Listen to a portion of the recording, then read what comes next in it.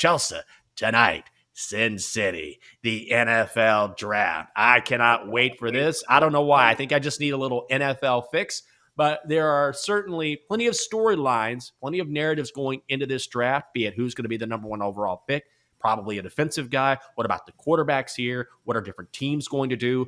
What team or teams are you most interested in watching tonight and who they're going to pick? I am very interested to see what the bad franchises do. I want to see somebody panic and choose a quarterback with one of these top picks. We all know that the quarterback draft is very mediocre this year, but somebody's going to panic and pull a Bears and pick Mitch Trubisky in the first round for no apparent reason. We know somebody's going to do it. And that's why I don't even want to bet on the NFL draft, because I'm rooting for chaos. I am rooting for the worst possible outcome for one of these teams. There is a reason that a lot of these teams have been mired in the cellar of the NFL. It's because they don't draft well. And so I'm wondering if the Jags and Trent Baalke, who is not, regarded as one of the better GMs in the NFL, I wonder if any of these teams panic. So I'm interested to see what the Jags do with the first overall pick and what the Lions do with their pick as well. Are they going to go off the reservation and just, be like, hey, well, let's get a quarterback?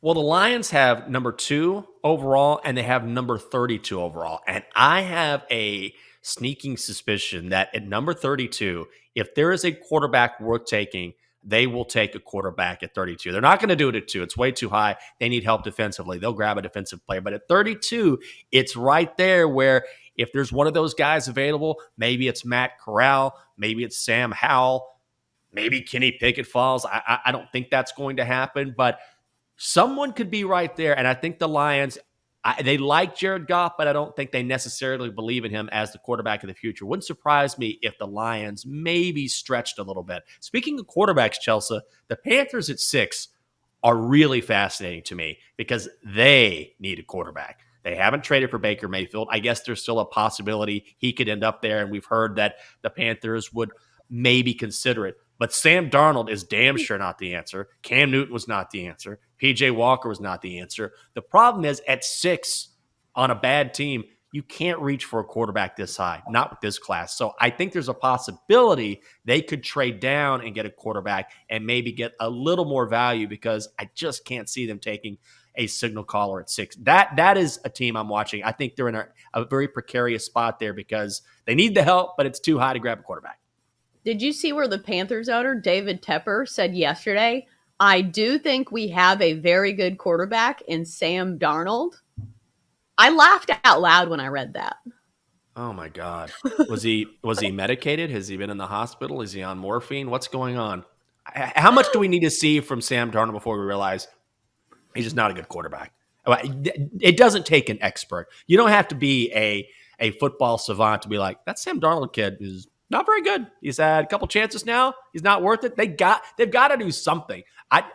That blows my mind. But then again, dumber things have happened in the National Football League. But I saw that too, and my head nearly exploded.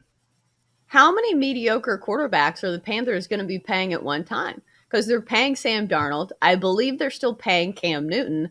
And whoever they get next, be it Baker Mayfield or somebody in the draft, they're probably going to be mediocre too. So that's what I'm talking about. Some of these franchises that are just mired in the bottom of the NFL because they can't get it right at quarterback. That's why quarterbacks are always at a premium in the NFL and why you may see someone maybe as a stretch take a quarterback higher than that quarterback should be selected. But that's because teams are always looking for that franchise guy.